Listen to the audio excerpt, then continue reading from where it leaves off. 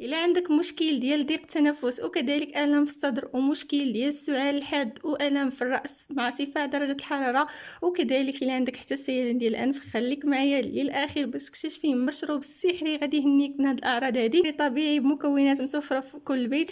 ما تمشي فين، خليك نكتشفوا المكونات ديالو. يلا نبداو على بركة الله.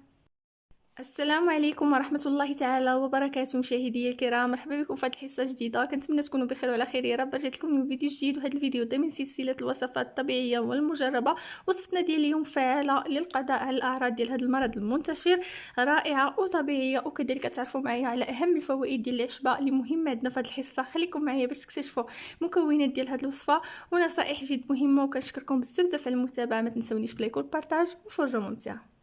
غنبداو بسم الله على بركه الله. كما كتشوفوا معايا غنتعرفوا على المكونات الاساسيه ديال هاد الوصفه هذه. كما كتشوفوا معايا غادي نحتاجوا الزعتر، كميه من الزعتر، واحد شويه من الزعتر الغليظ، واحد المعلقه كما كتلاحظوا معايا. هاد الزعتر هذا كناخذوه كنقيوه، وضروري ما كنغسلوا هاد الاعشاب هذه في الاخير.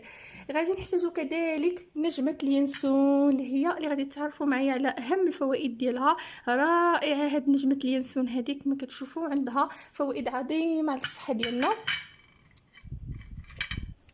نقربها لكم كما كتشوفوا معايا، وكاين اللي كيسميها باديانا. وغادي نحتاجو كذلك العسل يكون طبيعي، وغادي نحتاجو واحد المعلقه ولا جوج معالق من عصير ديال الحامض، وغادي نحتاجو 3 الحبات من القرنفل اولا حتى ل5. وبالنسبه للاشخاص الكبار اللي ما عندهم حتى شي مشكل ممكن يديروا حتى 7.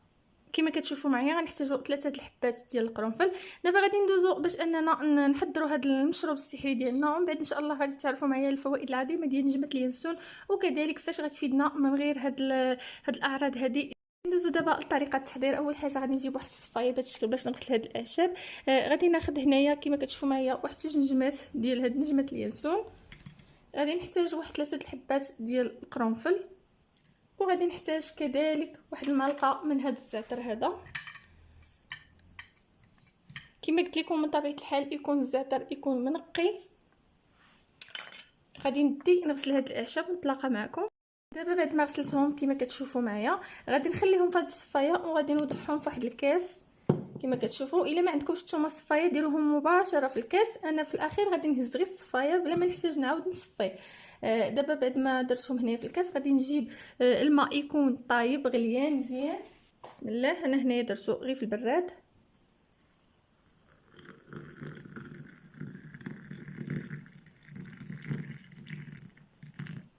كما كتشوفوا معايا غادي نجيب هاد الحامض هذا. غادي ندير واحد المعلقه ديال عصير الحامض ولا 2 معالق كما كتشوفوا معايا دابا.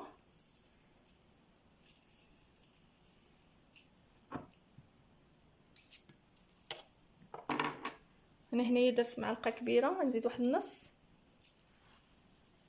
صافي. دابا غادي نخلي هاد العناصر هادو هنايا في هاد الكاس هذا.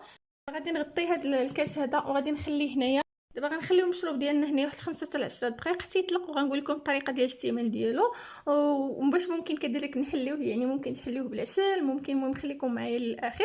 دابا غادي ندوزو باش اننا نطرقوا الفوائد العظيمه ديال نجمه اليانسون باش تعرفوا عليها اكثر واكثر. بالنسبه لنجمه اليانسون انها رائعه. كما كتشوفوا معايا راه كتكون اللون ديالها بهذا الشكل هذا، يعني كيكون اللون ديالها غامق. دابا غتعرفوا معايا على فاش كتفيدنا، واهم الفوائد ديالها انها كتعالج امراض البرد. يعني بالنسبه للناس اللي عندهم امراض البرد والتهاب الحلق، الحساسيه، السيلان ديال الانف، يعني واخا ديروها غير هي مع الماء يكون غليان وتغطيوها وتحليوها بالعسل، يعني راها رائعه وجيده لبزاف ديال الامراض. وانها كذلك تتخلصنا من المشاكل ديال السعال، كذلك انها تهدئ الاعصاب يعني وتتخفف الصداع. الا عندكم صداع في الراس انها فعاله ومجربه. وانها كذلك سبحان الله تقي من العدوى، يعني جيده هاد النجمه ديال اليانسون. وانها كذلك سبحان الله يعني طارده للغازات، وكتعالج مشاكل الجهاز الهضمي وعسر الهضم، يعني كتحسن من عمليه الهضم. انها رائعه وتتنشط الدوره الدمويه، وكذلك انها طارده للغازات وكتعالج مشاكل الجهاز الهضمي وعسر الهضم، يعني كتحسن من عمليه الهضم. وكذلك كتعتبر من فواتح الشهيه، يعني حتى هي كتفتح الشهيه الا شربتوها.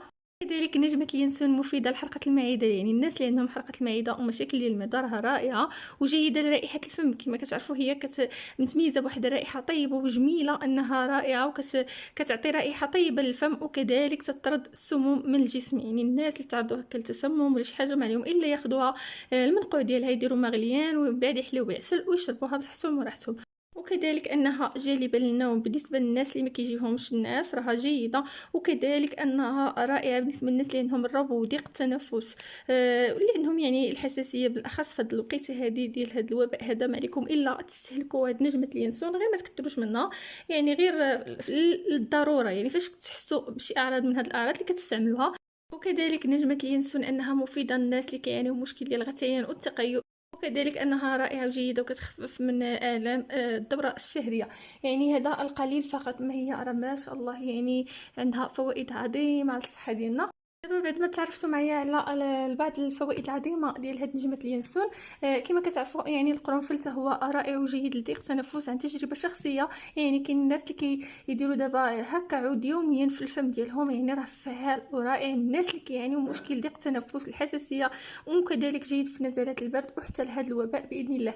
يعني ما عندكمش علاش تخوفوا منه، غير ما تكثروش منه وما تداوموش عليه، تستعملوه غير في الوقيته ديال الحاجه، يعني فاش كتكونوا تعانيو من داك المرض.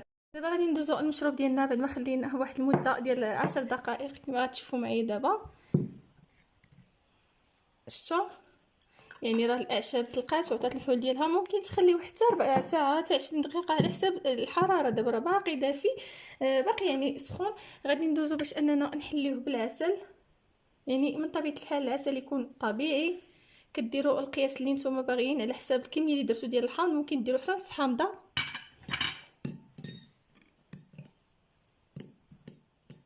كما كتشوفوا معايا هذا المشروب هذا غنشربو انا شخصيا، يعني راه فعال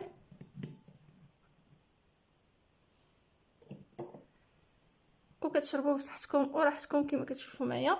غادي يهنيكم من هاد المشاكل كلها اللي ذكرنا في اول الفيديو. عن تجربه يعني كاس واحد في اليوم كافي. يعني ممكن تشربوه في الليل يعني قبل النوم، او لا في الصباح فاش تفطروا من بعد الافطار، يعني تشربوه المده كما قلت لكم غير 5 ايام. راه باذن الله غتحسوا بواحد التحسن اللي رائع. وهنا كيكون الفيديو ديالنا سالا، وكنتمنى هاد الحصه تكون خفيفه ظريفه على قلوبكم وتكونوا استفدتوا باذن الله. والله يشافي الجميع، وكنشكركم بزاف بزاف على المشاهده. ما تنساونيش بلايك، تبارطاجيو الفيديو مع الاهل والحباب ديالكم باش الفائده تعم، وكذلك باش تديو الاجر باذن الله. وانتظروا الجديد ديالي، والى حصه قادمه ان شاء الله مع وصفه جديده او نصيحه جديده مع خديجه. وشكرا على المتابعه. وللمزيد من الوصفات الطبيعية والمجربة بمكونات متوفرة في كل بيت، ما عليكم إلا بزيارة القناة. مرحبا بكم. لباقي ما اشتركش ينضم ويفعل الجرس باش دائما يتوصل بكل جديد. قناة متنوعة مليئة بالحيل، مليئة بالأفكار، مليئة بالوصفات الطبيعية. غنخليكم بعض الصور ديال الوصفات في آخر فيديو. ويلا خليتكم على خير، مع السلامة.